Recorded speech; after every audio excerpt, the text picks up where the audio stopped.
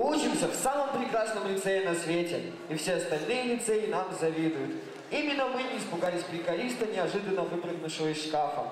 Это мы каждый день смотрим в глаза смерти и спокойно говорим: «Здравствуйте, Александр Васильевич, только у нас продавец буфета учит никому не доверять. Только у нас зло – это заочная лицейская олимпиада. Только у нас из-за уроков ТП программа «Арсенал» не нуждается в рекламе.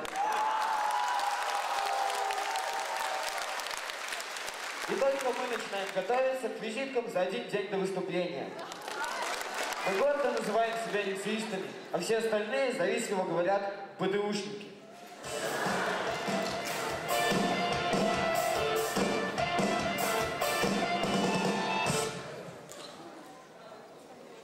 Итак, один день до выступления, а у нас ни танцы, ни песни, ничто не готово. Что мы будем показывать? Так, ладно. Вот вам термос и заяц. Делайте с ним что хотите. Но завтра в 7:00 визитка должна быть готова. Улеглось?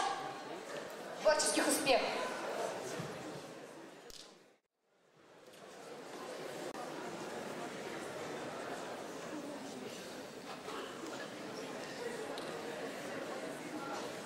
Так, я не поняла, где визитка?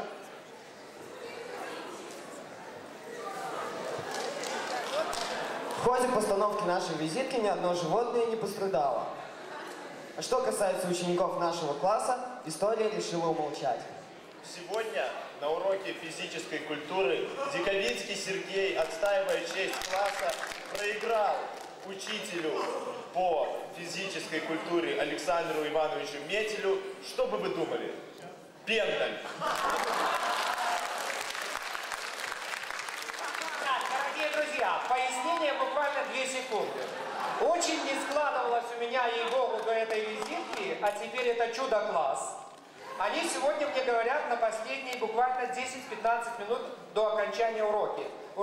Вот вы нас душите, а что вы сами умеете? Я говорю, а что ты предлагаешь, Диковинский? А поиграй со мной в теннисон. Я говорю, нет проблем. А на что? На пенделек, нагибайся.